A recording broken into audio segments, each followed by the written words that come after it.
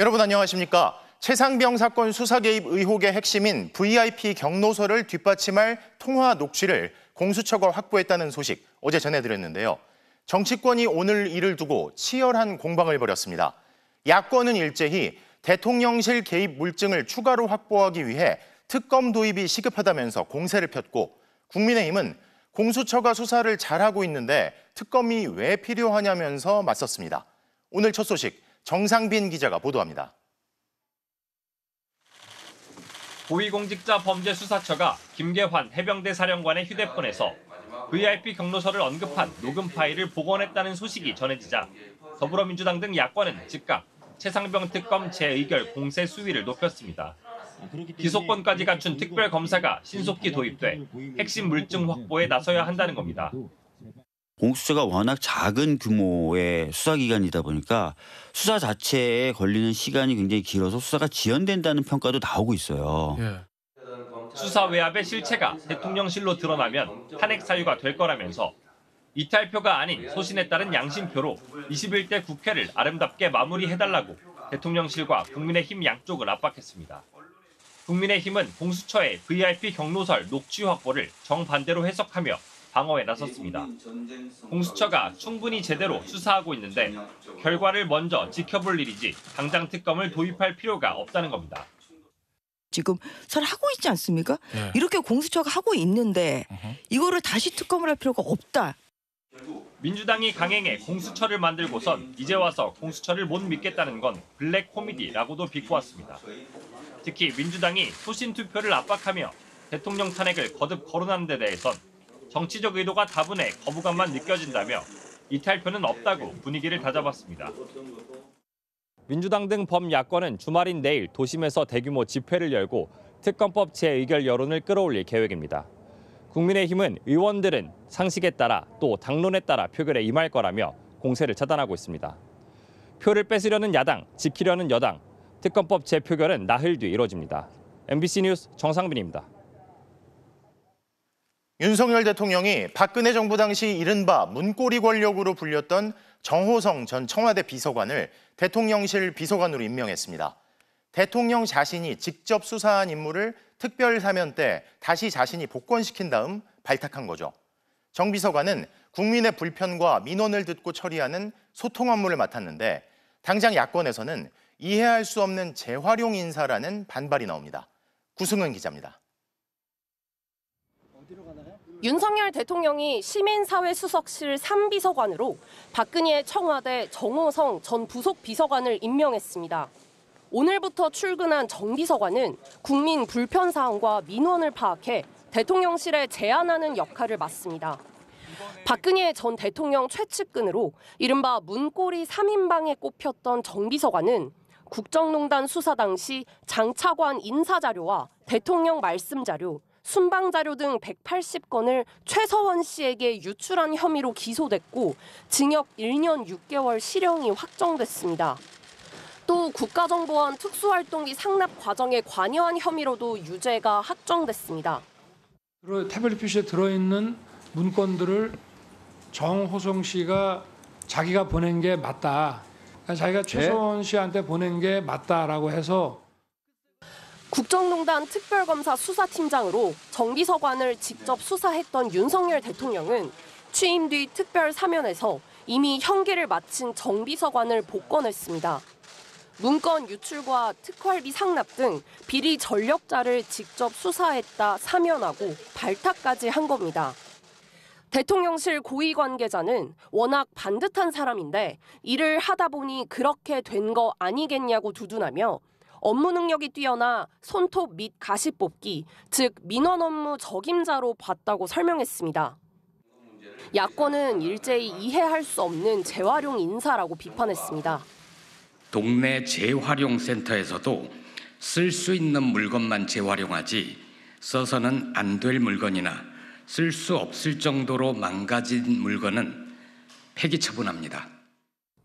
수사를 하다 보니 장점을 보게 된 것이냐, 경험자를 발탁해 자신의 탄핵에 대비하려는 것이냐는 비아냥도 나왔습니다.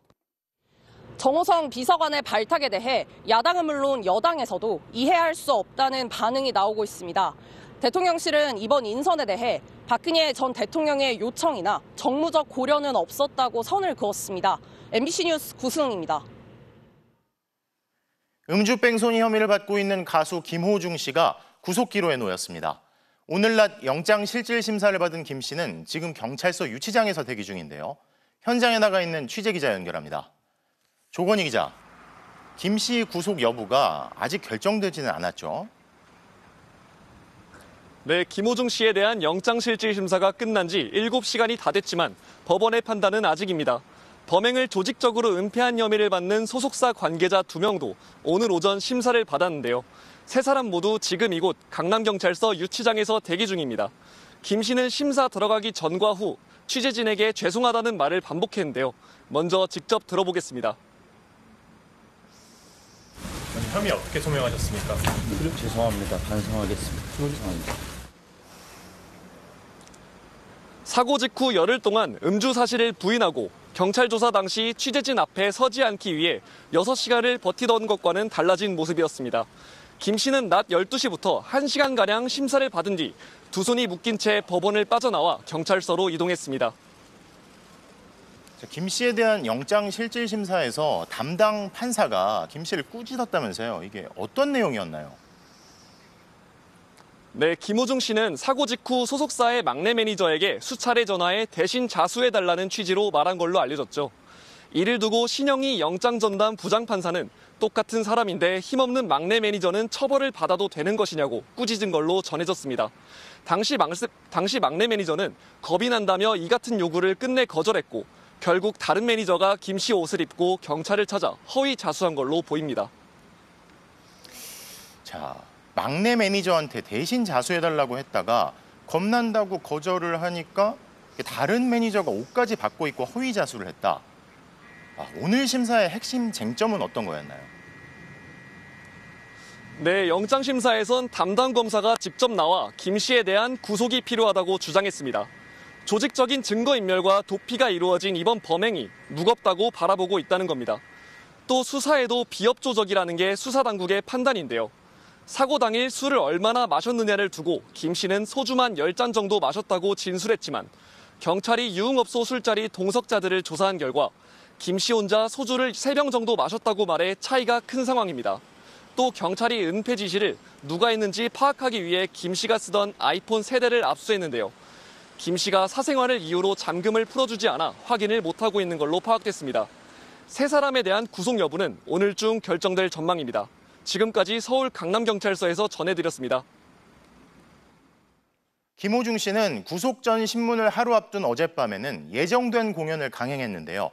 위약금을 고려해 음주뺑소니 논란에도 자숙하기보다는 공연 강행을 택한 걸로 보입니다. 임소정 기자입니다.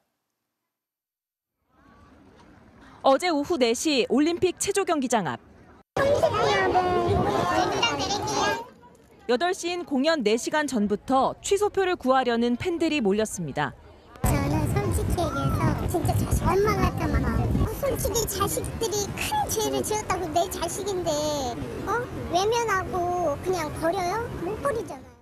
만석 모두 팔렸다. 음주 논란으로 3천여 장 취소된 걸로 알려졌는데 어제 현장에서 공연 직전까지 표 600여 장이 추가로 팔려나갔습니다.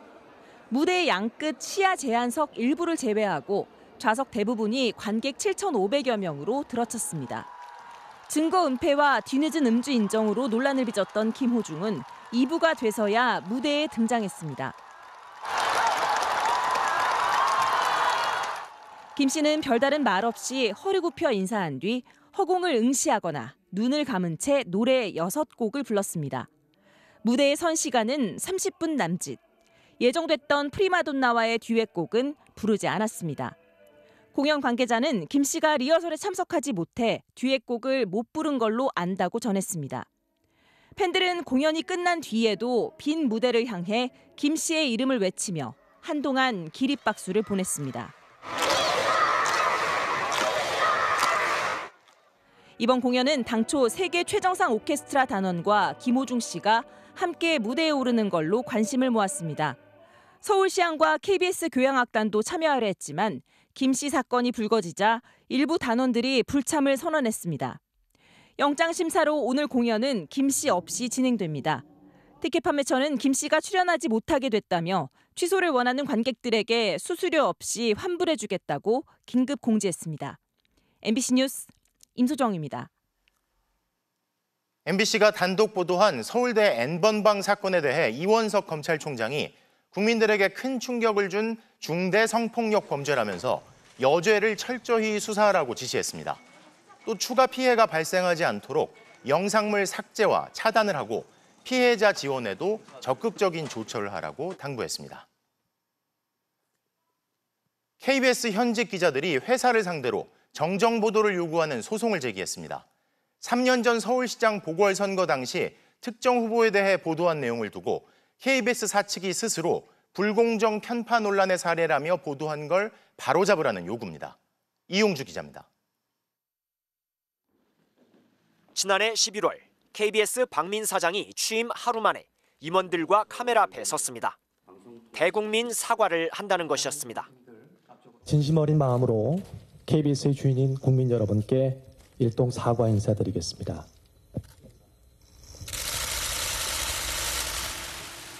지난 몇 년간 KBS 뉴스에서 불공정 편파 논란이 끊이지 않았다는 이유였습니다. 공정성을 훼손해 국민의 신뢰를 잃어버린 상황에 깊은 유감을 표하며 국민 여러분께 정중히 사과드립니다. 박 사장은 2021년 서울시장 보궐선거 당시 오세훈 후보에 대한 KBS 기자들의 검증 보도를 생태탕 의혹이라 부르며 대표 사례 중 하나로 언급했습니다. 당일 밤 9시 뉴스에서는 4분을 할애해 앵커가 거듭 사과했습니다. 단시일 내에 진실 규명이 어려운 사안을 선거 기간에 보도해서 선거에 영향을 미치려 했다는 비판이 나왔습니다. 오세훈 검증보도 취재팀이었던 KBS 기자 4명은 KBS를 상대로 정정보도와 손해배상을 청구하는 소송을 냈습니다. 당시 생태탕 오보 참사란 표현으로 성명을 냈던 KBS 방송인연합회 등을 상대로도 손해배상을 청구했습니다. 취재팀은 소장에서 해당 보도가 공직 후보자의 도덕성과 적격성을 검증하기 위한 공익적 목적에 따른 것이라고 강조했습니다. 다수 관계자의 개별 인터뷰 등 언론인으로서 할 수 있는 모든 수단을 활용해 철저히 사실을 확인했고 상대방 입장도 균형적으로 반영했다고 했습니다.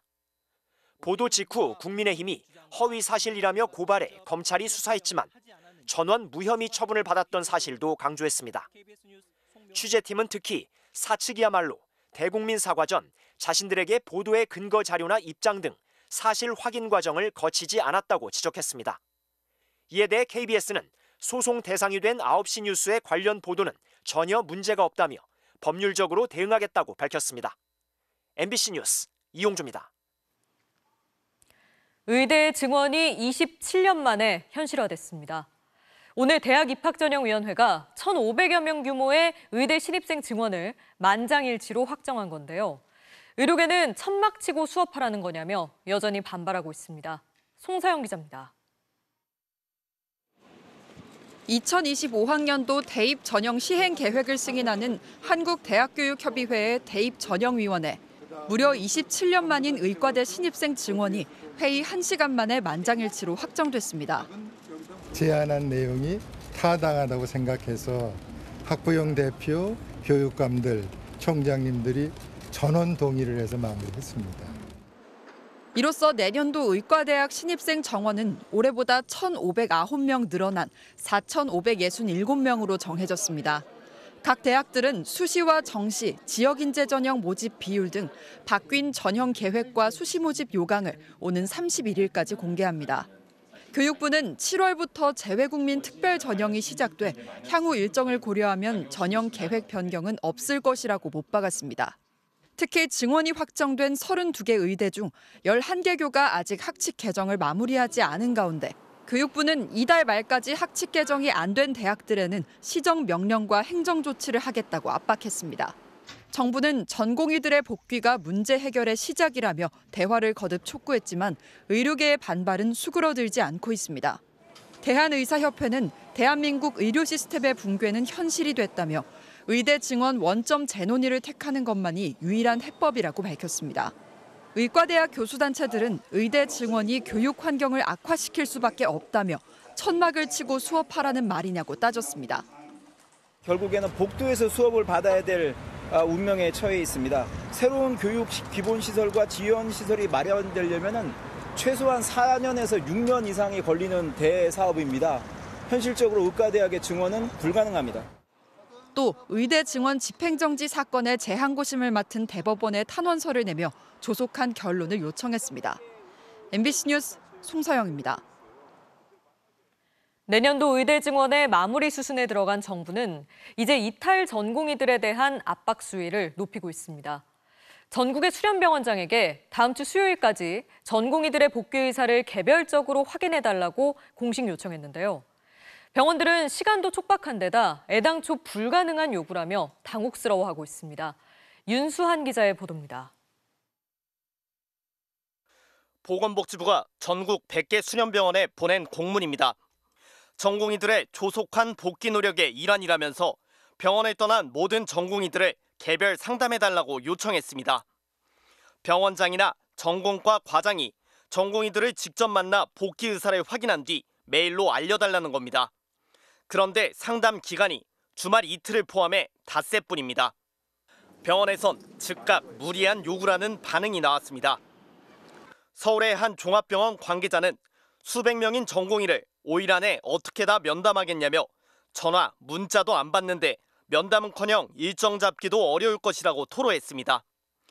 다른 병원 관계자도 전공의가 면담을 받아들이기 어려울 것이라며 불가능한 일이라고 일축했습니다. 전공의 단체는 별다른 입장을 내지 않았지만 대체로 회의적이라는 반응입니다. 정부가 석 달 넘도록 지속되고 있는 의정 갈등의 탈출구를 찾지 못하는 모습입니다. 그래서 전공의들은 석히 현장으로 복귀하셔서 본인의 자신의 개인의 미래도 커리어를 쌓으면서 열어가시고 의대 증원이 담긴 내년도 대입 계획이 사실상 확정되면서 전공의들을 설득하기는 더욱 쉽지 않아졌습니다. MBC 뉴스 윤수환입니다. 서울역에서 50명을 죽이겠다는 살인 예고글이 온라인 커뮤니티에 올라오면서 시민들이 하루 종일 불안해했는데요. 경찰은 서울역 인근 순찰을 강화하는 한편 글 작성자 추적에 나섰습니다. 보도에 이문현 기자입니다. 서울역 5월 24일 칼부림 하러 간다. 남녀 50명 아무나 죽이겠음. 지난 22일 온라인 커뮤니티 DC 인사이드에 올라온 글입니다. 작성자는 당일 이 글을 삭제했지만 신고를 받은 경찰은 곧장 수사에 착수했습니다. 그리고 다음 날 한 철도 회사가 작성한 것으로 추정되는 서울역 테러 예고 대응 계획안 문건이 오늘 빠르게 퍼지면서 SNS에서는 오늘 서울역에 가지 말라는 글이 확산됐습니다. 심지어 서울역 인근의 한 회사는 직원들에게 각별한 주의를 당부하기도 했습니다. 이곳 서울역을 이용하는 승객 수는 하루 평균 약 17만 명입니다. 경찰이 순찰을 강화하고 있지만 승객들은 불안감을 감추지 못하고 있습니다. 칼부림 예고 그래가지고 걱정하시더라고요. 서울역 가지 말라고 지인이 오늘 올라오거든요. 그래서 걱정돼서라도 저는 가야 돼서. 예측할 수가 없으니까 또 아이들이다 보니 여러 가지 좀 무방비 상태에 있는 상황에서 어떤 일이 있을까 싶어서 그런 걱정을 좀 하고 있습니다. 경찰은 비상태세에 들어갔습니다. 철도경찰은 수사팀과 폭발물 탐지팀 그리고 탐지견까지 총동원했고 1호선과 4호선 지하철 역무원들도 방검복을 착용하고 순찰을 강화했습니다. 인터넷에 칼부림 예고 글이 있어서 저희가 서울역 순찰을 강화하고 있습니다. 경찰은 오늘 협박범을 추적하기 위해 DC 인사이드에 대한 압수수색에 나섰습니다. 또 이를 통해 확보한 IP 등 압수물을 분석해 협박범을 추적 중입니다. 이렇게 불특정 다수에 대한 위협을 포함해 작년 8월부터 12월까지 살인 예비와 협박으로 검찰에 송치된 피의자는 189명, 구속 기소도 32명이 됐습니다. 경찰은 형사처벌과 함께 행정력 낭비에 따른 손해배상 소송도 적극 추진할 방침이라고 밝혔습니다. MBC 뉴스 이문현입니다. 2년 전 땅꺼짐으로 편의점이 무너졌던 강원도 양양 낙산해변 일대에서 도로 처짐 현상이 나타나 긴급 보수 작업이 진행됐습니다. 양양군은 해변에 새로 짓고 있는 대형 숙박시설 공사와 연관이 있을 것으로 보고 있습니다. 이준호 기자가 취재했습니다. 강원 양양 낙산해변과 인접한 대형 숙박시설의 신축 공사장 앞 도로. 곳곳에 금이 생기고 일부는 처진 것 같은 현상도 보입니다. 도로 및 철근 콘크리트 하수관으로 들어가 봤습니다. 철근이 드러난 하수관 뒤로 기둥을 세우는 등 구조물을 보강하기 위한 공사가 한창입니다.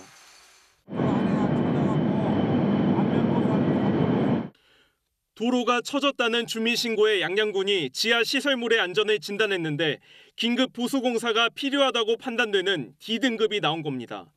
하수관 자체가 노후되는 등 정확한 원인을 파악하려면 추가 조사가 필요하지만 양양군은 최근 진행 중인 대형 숙박시설 공사와 연관됐을 것으로 보고 보강 공사에 착수했습니다. 제가 보기에는 25톤 이상 차량들이 다니면서 이제 진동을 일으키고 파괴를 일으키는 거거든요. 이게 중차량들이 다녀서 그렇게 된 것 같아요. 양양군은 공사장 일대 안전이 우려되는 사안이 확인되면 적극 조치한다는 방침입니다. 이곳 낙산해변에 대형 건설 공사가 본격적으로 진행된 3년여 동안 안전사고가 잇따랐기 때문입니다. 앞서 지난 2022년엔 한 대형 숙박시설 공사장 옆에서 땅꺼짐이 일어나 편의점 일부가 붕괴됐고 또 공사장 주변 건물에선 금이 가거나 천장에서 물이 떨어지는 등 집안 침하가 의심되는 피해도 발견됐습니다. 깜짝 놀랐죠. 어떻게 세상에 그런 일이 생기나 하고 그랬는데 저기 편의점 같이 그런 일이 생기지 않을까 진짜 걱정돼요. 양양 낙산해변엔 대형 숙박시설 7곳이 추가로 들어올 예정입니다. MBC 뉴스 이준호입니다. 직장 내 괴롭힘 의혹을 받고 있는 반려견 훈련사 강형욱 보듬컴퍼니 대표가 처음으로 입장을 밝히고 의혹을 부인했습니다. 강 씨는 조금 전 자신이 운영하는 유튜브 채널을 통해 CCTV는 직원 감시용이 아니며 반려견을 학대한 적도 없다고 반박하는 영상을 게시했습니다. 이런 가운데 KBS는 강 씨가 고정 출연 중인 프로그램을 2주 연속 결방하기로 했습니다. 일본에서는 몇 살부터를 고령자로 볼지 그 기준을 놓고 논란이 일고 있습니다. 기시다 총리의 경제자문기구가 현행 65세에서 70세로 기준을 높여야 한다는 제안을 내놓은 건데요. 연금 지급을 늦추려는 속셈 아니냐, 평생 일만 하라는 거냐, 거센 반발이 나오고 있습니다. 도쿄 현영준 특파원의 보도입니다. 일본 니가타현의 체력 단련장에서 나이 든 소방관들이 땀을 흘리고 있습니다. 오는 2031년부터 공무원 정년이 65세로 늘어나면서 현재 간부직인 50세 이상 소방관들도 다시 현장직으로 돌아가 화재나 사고 현장에 투입돼야 합니다. 이를 위해 매주 한 차례 강도 높은 근육 훈련을 받고 있습니다. ほぼ初めてなんできついです。しばらくこんな筋トレしてなかったんでね、もう年齢が年齢だったんで。 민간기업 토요타 자동차 역시 정년을 최대 70세까지 늘렸습니다. 원래 60세가 정년이지만 현재 60세 퇴직자 재고용 제도를 운영하고 있고 올해 8월부턴 65세가 된 직원들도 한 번 더 재고용하기로 해 70세까지 일하게 됐습니다. 이 같은 사회 흐름에 맞춰 고령자 기준을 현행 65세에서 70세로 늘려야 한다는 제안이 기시다 총리의 경제재정자문회의에서 공식화됐습니다. 生涯にわたって活躍できるそういう環境を整えるまたそういう方々をですね増やしていくということがとても重要だと. 그러나 고령자의 기준을 70세로 늘린다는 소식에 인터넷에선 하루 종일 논란이 이어졌습니다. 죽을 때까지 일하라는 소리다. 30년 후엔 100세로 늘릴 것이냐 등 과격한 반발과 함께 연금 지급을 70세로 미루려는 포석이라는 비판도 나왔습니다. 현재 65세부터 받는 국민연금 지급 시기가 미뤄질까 우려하는 겁니다. それちょっとひどいよね。特に年金の問題あるでしょ。あれをね結局また長く払わなきゃいけないんでしょ。自分の母とか見てても高齢の方だけど若く見える方多いのでなんかありなんじゃないのかなって私は思います. 일본 총무성 통계에 따르면 작년에 65세에서 69세 사이 노인 취업률은 52%로 절반이 넘었습니다. 저출생 고령화 탓에 노인의 기준을 높일 수밖에 없는 게 일본이 처한 현실입니다. 다만 건강이 나빠서 일을 할 수 없는 노인들이 더 가난해지는 건 아닐까 우려도 적지 않습니다. 도쿄에서 MBC 뉴스 현영준입니다. 네, 때이른 더위는 주말에 비가 오면서 주춤하겠습니다. 먼저 토요일인 내일은 전국의 하늘이 흐리기만 합니다. 하지만 일요일 오후에 수도권 등 서쪽 지방부터 비가 시작됩니다.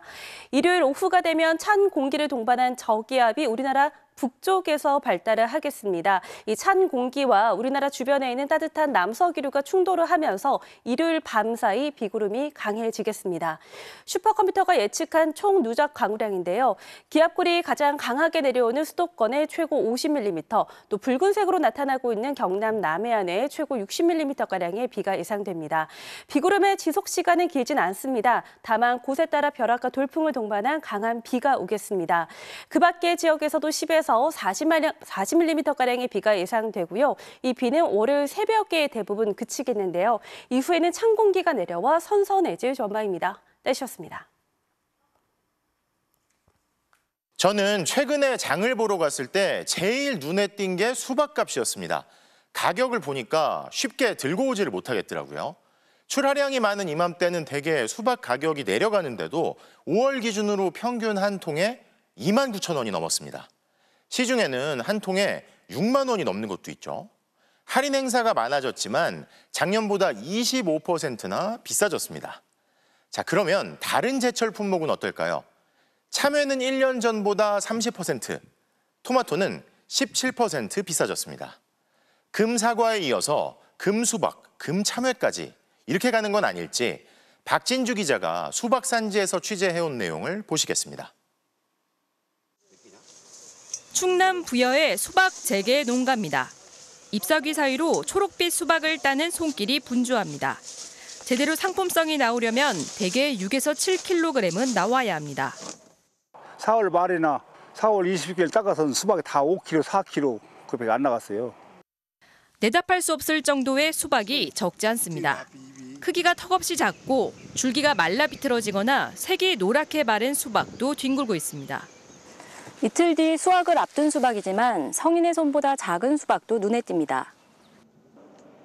이 때문에 대개 4월 말, 5월 초에 하던 첫 수확마저 미뤘습니다. 인근에선 밭을 갈아엎고 다시 파종한 농가도 속출했습니다. 다시 심는 거죠, 뽑아내고서. 수정이 안 되면 수박이 비틀어지고 안 좋아요. 비틀어지고 터지고. 원인은 3월에 비가 너무 잦아 일조량이 부족했고 이상 저온이 계속됐기 때문입니다. 수박 가격이 크게 오른 이유입니다. 도매가 기준으로 10kg에 최대 31,000원, 전년 대비 18% 넘게 뛰었습니다. 한 온라인 쇼핑몰에선 최고 66,000원짜리 수박도 등장했습니다. 대형마트에선 잇따라 수박 할인 행사를 앞세우지만 선뜻 손이 가진 않습니다. 너무 부담스럽죠. 비싸서 아예 보지도 않아요. 사고 싶은데 가계부 때문에 어쩔 수 없이 그냥 안 쳐다보고 가요. 농식품부는 5월 들어 출하량이 점차 늘어 가격도 떨어질 것으로 기대하고 있습니다. 하지만 날씨의 영향을 받는 수박의 특성상 아직 안심하긴 이릅니다. 6월이면 이제 또 장마라는 변수가 있어서 기온이 상승하는 거는 좋은데 비가 많으면 병 발생에 유리한 상황이 되어서 문제가 될 수는 있거든요. 정부는 기상재해로 인한 피해를 최소화하기 위해 지자체, 농협 등과 함께 모니터링을 강화하겠다고 밝혔습니다. MBC 뉴스 박진주입니다. 이렇게 물가는 연일 오르는데 우리 주가는 지지부진하고 대장주 삼성전자도 비슷한 상황이죠. AI 분야에서 독보적인 엔비디아 반도체에 삼성 제품이 못 들어가는 영향이 클 텐데 이를 타개하려고 삼성이 애를 쓰면서 최근에는 이례적인 인사까지 냈습니다. 그런데 오늘 삼성 제품이 엔비디아의 평가를 아직 통과 못했다는 보도가 나오면서 삼성이 진화에 나섰습니다. 김세영 기자입니다. 지난 3월 미국 반도체 기업 엔비디아의 CEO 젠슨 황은 삼성전자를 치켜 세웠습니다. 삼성이 개발한 고대 역폭 메모리 HBM 제품을 시험 평가 중이고 기대도 크다고 했습니다. 납품이 최종 승인된다면 삼성전자로선 후발주자로 밀린 HBM 시장에서 역전을 노려볼 상황. 하지만 현재 분위기는 녹록지 않습니다. 로이터 통신은 삼성의 HBM이 발열과 전력 소비 문제로 아직 테스트를 통과하지 못했다고 보도했습니다. 이미 엔비디아에 납품 중인 SK 하이닉스보다 뒤처질 수 있다는 우려가 커졌다고 덧붙였습니다. 삼성 측은 즉각 반박했습니다. 다양한 글로벌 파트너들과 HBM 공급을 위한 테스트를 순조롭게 진행하고 있다는 겁니다. 최적화를 위해 맞춰가는 과정에 있는데 아예 실패했다는 표현을 쓴 데 대해 적절치 않다며 선을 그었습니다. 하지만 주식시장에선 삼성전자 주가가 하루 만에 3% 넘게 빠졌습니다. 결국 시장의 관심은 삼성전자가 엔비디아의 조건에 맞춘 5세대 HBM 제품을 성공적으로 구현해낼지에 쏠리고 있습니다. 목표 일정 대비 어느 정도는 조금 지연이 됐다라고 얘기할 수 있죠. AI 반도체 관련돼서는 지속적으로 성장이 예상이 되고 삼성의 메모리 기술력을 봤을 때는 엔비디아도 삼성과 반드시 하고 싶어 할 걸로 예상은 돼요. HBM은 기존의 D램 여러 개를 쌓아 올리는 방식으로 만듭니다. 대량의 데이터를 처리해야 하는 AI, 인공지능 칩에 들어갈 필수 제품으로 꼽힙니다. SK 하이닉스가 일찍 HBM 개발을 주도해온 반면 삼성은 최근 반도체 수장을 교체하며 HBM 주도권을 쥐려는 총력전에 나섰습니다. MBC 뉴스 김세영입니다. 21대 국회 마지막 본회의를 나흘 앞두고 국민연금 개혁이 이슈로 떠올랐습니다. 더불어민주당 이재명 대표가 대통령과의 영수회담까지 제안하면서 21대 국회에서 연금 개혁안을 처리하자고 나선 건데요. 국민의힘은 정략적인 의도가 보인다며 이번 국회에서 더 이상의 합의는 없다는 입장입니다. 고재민 기자가 보도합니다. 30년 뒤면 완전히 고갈되는 국민연금.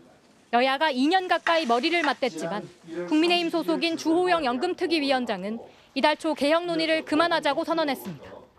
지금보다 돈을 더 걷는 보험료율 인상폭에는 이견이 없었지만 소득 대체율 인상폭을 두고 단 1%포인트 차이로 합의가 깨진 겁니다. 거의 합의에 이르렀다가 깨진 걸 두고 22대 국회로 개혁 과제를 넘기자는 윤 대통령의 의중이 담긴 거라는 분석도 나왔습니다. 지금 조급하게 하는 것보다 22대 국회로 넘겨서 좀 더 충실하게 논의하고. 연금개혁 논의에 다시 불을 지핀 건 더불어민주당 이재명 대표였습니다. 1%포인트 차이는 충분히 타협이 가능하다며 원포인트 영수회담을 열어 연금개혁을 논의하자고 제안했습니다. 대통령과 야당 대표가 양자가 만나든 또는 여야 대표와 대통령 3자가 만나든 이제 결단해야 될 때입니다. 국민의힘은 거세게 반발했습니다. 최상병 특검법 재표결을 앞두고 갑자기 연금개혁 카드를 꺼낸 건 연금개혁 실패를 여당의 책임으로 떠넘기기 위한 꼼수라고 비판했습니다. 명분을 쌓으려는 정략적 수단에 불과합니다. 영수회담을 언급한 것은 연금개혁의 본질보다는 국민 여론을 자신들에게 유리하게 끌고 가겠다는 의도이고 밑밥 깔기입니다. 그러면서 민주당이 국민의힘이 제안한 44% 안을 받아들이겠다고 해도 21대 국회에선 더 이상의 합의는 없다고 선을 그었습니다. 대통령실도 여야 합의가 먼저 있어야 한다며 영수회담 제안을 사실상 거절했습니다. 22대 국회로 넘어가면 연금특위를 다시 구성해야 합니다. 여야는 한 목소리로 연금개혁의 시급성을 이야기하고 있지만 쟁점 법안 처리와 맞물려 논의가 쉽지 않을 거라는 전망도 나옵니다. MBC 뉴스 고재민입니다.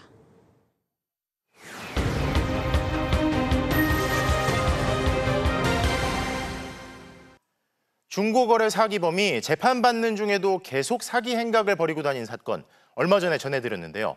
이번엔 명의 도용으로 자신도 모르는 사이에 중고 사기범으로 몰린 이들의 이야기입니다. 비대면 대출 신청을 했다가 벌어진 일이라는데 제보는 MBC 정한솔 기자가 취재했습니다. 지난달 30대 남성 정모 씨의 계좌로 850만 원이 들어왔다가 3시간 만에 빠져나갔습니다. 본인도 모르게 생긴 새 계좌에 출처를 알 수 없는 돈이 들어왔다 나간 겁니다. 갑자기 당근페이 화면에 이상 거래 내역들이 있는 거예요. 뭐 80만 원, 뭐 100만 원 이렇게. 또 다른 30대 남성 이모 씨의 계좌로도 이틀 새 모르는 돈 약 600만 원이 들어왔다가 나갔습니다.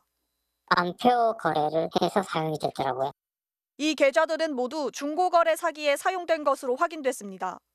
이들의 계좌는 어떻게 사기범들에게 넘어간 걸까? 정 씨와 이 씨는 모두 대부업체에 비대면으로 대출을 신청한 적이 있습니다. 두 사람은 개인정보를 모두 넘긴 뒤 대출금을 기다렸지만 돈은 끝내 들어오지 않았습니다. 무슨 일인지 물어보려 했지만 금융회사들은 연락조차 받지 않았습니다. 알고 보니 이 회사들은 실제 금융회사와 이름이 비슷한 가짜 업체였습니다. 이들은 가짜 업체들을 통해 개인정보가 새나간 걸로 의심하고 있습니다. 명의도용의 피해자가 된 건데 졸지에 중고사기 공범으로 몰릴 처지에 계좌가 정지되기도 합니다. 간신히 소명해 공범 혐의를 벗는다 해도 직접적인 금전 피해가 없다 보니 도용 수사는 우선순위에서도 밀린다고 합니다. 나중에 대수계좌로 입금한 사람들이 고소를 해서 경찰한테 전화가 오면 지난 3월부터 지금까지 이렇게 사기범으로 몰린 사람들은 총 19명입니다. 명의도용 피해자들이 직접 따져보니 이들 계좌에 돈을 입금한 사람은 200여 명, 금액은 5억 원에 달합니다. 이 계좌로 돈을 보낸 중고사기 피해자들도 답답함을 호소합니다. 그 계좌가 사기 계좌인 걸 인지를 못하고 입금을 했습니다. 저는 일단 제 돈을 받는 게 솔직히 급선무기 때문에 피해자라고 주장하더라도 경찰과 금융당국은 은행이나 공공기관에서 전화, 문자로 개인정보를 요구하지 않는다며 주의를 당부했습니다. MBC 뉴스 정한솔입니다. 중국군이 대만을 사실상 포위하는 대규모 군사훈련을 이틀째 진행했습니다. 2년 전 미국 하원 의장의 방문 때도 비슷한 훈련이 있었는데 포위의 강도와 범위가 더 커지면서 실제 무력 침공에 근접했다는 분석까지 나옵니다. 베이징에서 이혜인 특파원의 보도입니다. 중국군이 오늘 공개한 영상, 로켓군 부대와 해군 함정, 전투기에서 수백 발의 미사일이 발사되고 대만 핵심 도시인 타이베이와 가오슝, 화롄에 적중합니다. 컴퓨터 그래픽이긴 하지만 도시를 특정해 미사일 폭격을 가하는 모습을 공개한 건 이례적인 무력 시위라는 평가입니다. 只要党中央、中央军委和习主席一声令下，我们随时做好战斗准备，坚决消灭一切台独分裂势力。 라이칭더 대만 총통 취임 사흘 만에 개시된 중국군의 대만 포위 훈련. 훈련은 대만 해협은 물론 대만 북부와 남부, 동부 등 5개 지역 8곳에서 어제부터 이틀간 진행됐습니다. 중국군의 대만 포위 훈련은 2022년 8월 낸시 펠로시 미국 하원 의장의 대만 방문 때 이후 1년 9개월 만으로 당시와 비교해보면 중국군이 대만 본섬 45km까지 접근하는 등 훈련 장소가 대만 섬과 더 가까워졌고 포위 범위도 더 넓어졌습니다. 중국군은 유사시 미국의 군사 지원을 막고 에너지 수입을 차단하며 대만 지도부의 탈출로를 봉쇄하겠다는 목표도 공개했습니다. 那么这样一个演练，清晰地告诫了赖清德当局，谋独就是死路一条。 중국은 미국의 훈련 자제 경고에 대해서도 강하게 반발했습니다. 台湾是中国的台湾，轮不到美国说三道四。 중국군은 대만의 지도자가 취임하자마자 하나의 중국 원칙에 도전하고 있다며 이번 훈련이 라이칭더 총통을 겨냥하고 있음을 분명히 하고 있습니다. 대만 독립파인 라이칭더 총통 재임 기간 양안의 군사적 긴장이 계속될 수밖에 없을 거란 예상이 나옵니다. 베이징에서 MBC 뉴스 이혜인입니다. AI 기술이 발전하면서 진짜를 흉내낸 음성과 영상으로 만든 가짜 뉴스, 선거 조작, 그리고 각종 범죄까지 걱정되는 상황인데요. 또 한편에서는 AI 기술을 이용해 이를 탐지하고 막기 위한 연구도 한창입니다. 정동욱 기자가 취재했습니다. 미국 정부가 벌금 82억 원을 부과하기로 한 미국 대통령의 목소리. It's important that you save your vote for the November election. AI 기술이 만든 가짜입니다. 미국 대선에 영향을 미칠까 우려될 정도인데 요즘 이런 건 얼마든지 만들 수 있습니다. 기자가 15초 길이 문장 3개를 읽어 입력하니 바로 가짜 음성이 생성됐습니다. 되게 좋은 투자할 곳을 찾았어. 500만 원만 내면 된대. AI 기술을 악용한 보이스피싱까지 현실화되는데 반대편에선 이를 막을 탐지 기술 연구가 한창입니다. 영화 허의 목소리 스칼렛 요한슨과 비슷하다고 논란인 오픈 AI의 스카이입니다. Oh, Mark. I'm doing great. Thanks for asking. How about you? 어플을 켜자 AI 목소리일 확률이 90% 이상으로 표시됩니다. AI 목소리가 생성되는 알고리즘을 학습하고 숨소리, 주파수, 음역 등을 분석해 가짜 음성을 가려내는 겁니다. 아마 틀린 그림 찾기 같은 걸 생각해 보시면 되는데 딥러닝 기술 중에서 대조 학습 기술이 있거든요. 그런 기술을 이용을 해가지고 그 아주 미묘한 차이들을 찾아냅니다. 전화가 오면 보이스피싱인지 아닌지 판단하는 AI 기술도 개발 중입니다. 엄마 나 지금 급한데 내가 말하는 계좌로 돈 좀 보내줘. 미리 가족의 목소리를 학습시켜 놓고 사람인지 아닌지 AI가 구분하는 방식입니다. 말하는 보이스랑 등록된 보이스가 얼마나 유사한지 유사도 검색을 하는 그런 딥러닝 모델을 사용을 하고 있고요. 최대한 인간과 비슷해지는 게 목표인 AI 기술. 부작용을 막을 방패 역시 AI 기술로 만들고 있습니다. MBC 뉴스 정동욱입니다. 최근 경기도의 한 초등학교 교사들이 현장 체험 학습을 가지 않겠다고 하면서 학부모들과 갈등이 깊어지고 있습니다. 교사들은 현장 체험 학습에서 사고가 나면 다 교사들에게 책임이 돌아온다는 입장인데요. 학부모들은 아이들이 교육받을 권리를 침해받고 있다고 반발하고 있습니다. 백승우 기자의 보도입니다. 한 초등학교 앞에 근조화환들이 늘어섰습니다. 지난 4월 이 학교 교사들은 더 이상 아이들을 인솔해 학교 밖으로 나가는 현장 체험 학습을 가지 않겠다고 선언했습니다. 화환은 이 선언을 지지하는 뜻에서 다른 학교 교사들이 보낸 겁니다. 사고가 나면 교사가 모든 책임을 떠안아야 하는 상황을 더 이상 참을 수 없다는 게 이들의 생각입니다. 교사 한 명이 그렇게 다수의 학생을 책임지고 차량을 이용해서 외부 활동을 간다는 것 자체가 굉장히 비현실적이고 부담되는 일이죠. 인솔 거부는 2년 전 속초에서 발생한 현장 체험 학습 초등학생 사망 사고가 계기가 됐습니다. 당시 학생이 버스에 치여 숨졌는데 교사 2명이 업무상 과실치사 혐의로 넘겨져 재판이 진행 중입니다. 매뉴얼을 준수해도 생길 수 있는 갑작스러운 안전사고에 대한 가능성은 항상 존재하며 그에 따른 책임을 인솔교사 혼자 지게 하는 것이 문제인 것입니다. 교사들이 한 설문조사에 따르면 현장 체험학습 중 안전사고가 생겨도 교육청이나 학교가 교사를 보호할 거란 믿음이 들지 않는다는 교사가 82%에 달했습니다. 따라서 인솔 책임을 다했을 경우 사고가 나도 처벌받지 않는 제도적 안전장치가 먼저 마련돼야 한다고 교사들은 요구하고 있습니다. 하지만 일부 학부모들은 학교가 충분한 소통 없이 일방적으로 체험학습을 줄이기로 결정했다며 반발하고 있습니다. 아동학대와 직무유기라는 게시물까지 올리며 교육청에 민원을 제기해 교사와 학부모 사이의 갈등은 깊어지고 있습니다. 제가 아이를 데리러 오고 중학교를 시키면서 왔다 갔다 아이들 많이 보잖아요. 너네 현장 가고 싶니? 그러면은 그냥 뭐 이구동성 큰 소리를 내가 가고 싶어요 막 이래요. 그런데 못 가게 됐잖아요. 안타깝죠. 경기도교육청은 법적 문제 발생 시 교직원 보호를 위해 노력할 것이라면서도 현장 체험 학습은 학교가 자율적으로 결정할 부분이라고 설명했습니다. MBC 뉴스 백수입니다. 아파트 전셋값이 연일 치솟고 있습니다. 서울은 1년 넘게 상승세가 이어졌고 수도권 오름세도 커지고 있는데요. 일부 아파트는 매매가보다 전셋가가 높은 상황까지 나타나고 있습니다. 박철영 기자입니다. 1,600세대가 밀집한 경기도 파주의 한 대규모 아파트 단지입니다. 지난 3월 계약된 84제곱미터 23층의 전세가는 3억 3천만 원. 그런데 같은 날 23층의 같은 크기의 아파트는 3억 1,800만 원에 매매가 이루어졌습니다. 전세가가 매매가보다 오히려 1,200만 원 더 비싼 역전 현상이 일어난 겁니다. 전세값은 줄곧 오르는데 수도권 외곽 지역에선 집값 회복세가 더디다 보니 벌어진 상황입니다.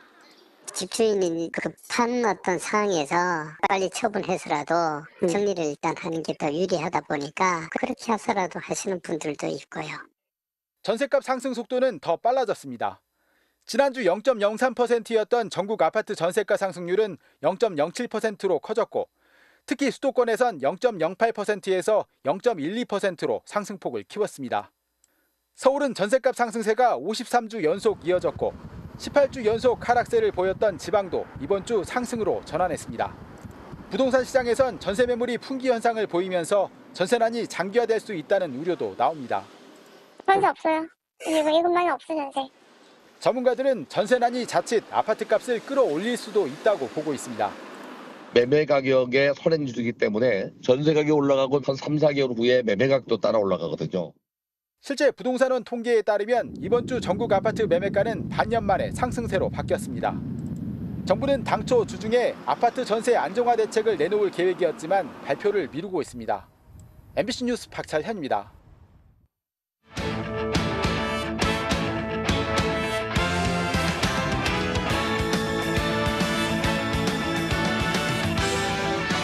금요일 밤 스포츠 뉴스입니다.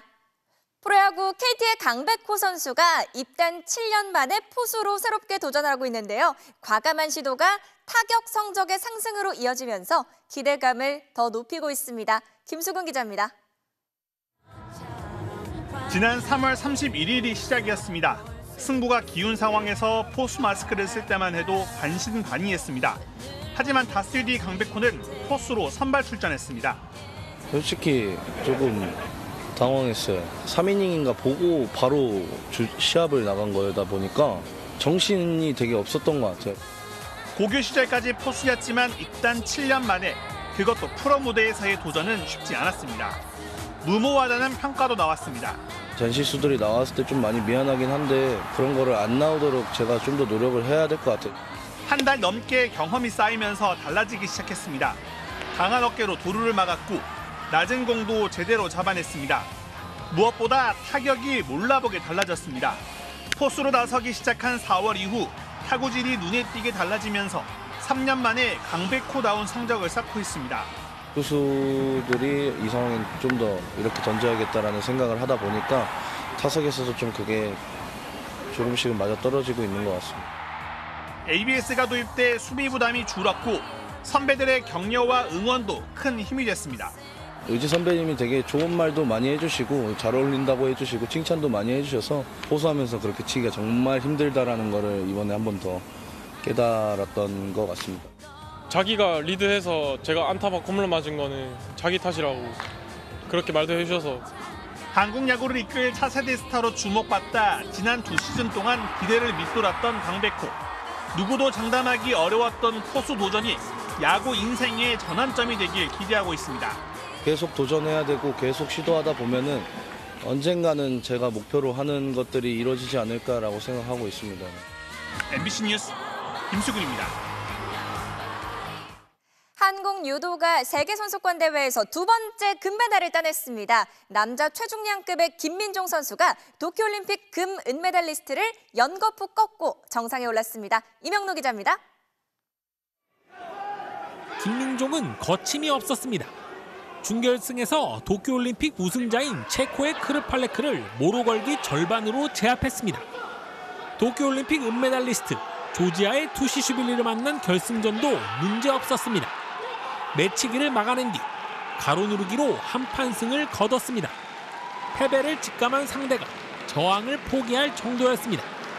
지난 2018년 안창림과 조구함 이후 6년 만에 거둔 세계선수권 남자부 우승이자 최중량급에서는 39년 만에 쾌거였습니다. 첫 올림픽이던 도쿄대회에서 16강 탈락으로 좌절했던 김민종은 애국가가 울려 퍼지는 가운데 파리올림픽 선전을 다짐했습니다. 유도를 시작할 때부터 올림픽 세계선수권 금메달이 꿈이었기 때문에 이거 하나 보고 열심히 달려와가지고 결국 해내가지고 이제 다음에 있을 올림픽에서도 꼭 지금과 같은 성적을 내도록 하겠습니다. 사흘 전 여자 선수로는 29년 만에 대회 정상에 오른 허미미에 이어 김민종까지 금메달을 목에 걸면서 지난 두 대회 연속 금메달이 없던 한국 유도는 파리올림픽에서 새로운 희망을 갖게 됐습니다. MBC 뉴스 이명노입니다. 미국 대학야구에서 나온 호수비 보시죠. 담장 위로 몸을 날린 것도 대단한데요. 완벽한 착지와 마무리까지 일품이네요. 금요일 밤 스포츠 뉴스였습니다.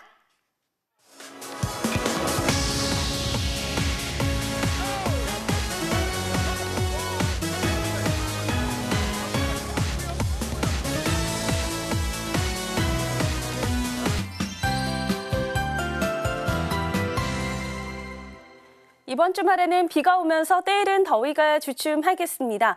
먼저 토요일인 내일은 대부분 지방의 하늘이 흐리기만 하겠습니다. 하지만 일요일 오후에 수도권 등 서쪽 지방부터 비가 시작돼 밤에는 전국 대부분 지방에서 비가 오겠습니다. 특히 일요일 밤 사이에 비구름이 강하게 발달할 것으로 보이는데요. 이 저기압이 강하게 내려오는 수도권을 중심으로는 최고 50mm, 부산 등 경남 해안에는 20에서 60mm의 비가 오겠고요. 그 밖에 내륙에도 10에서 40mm가량의 비가 예상됩니다.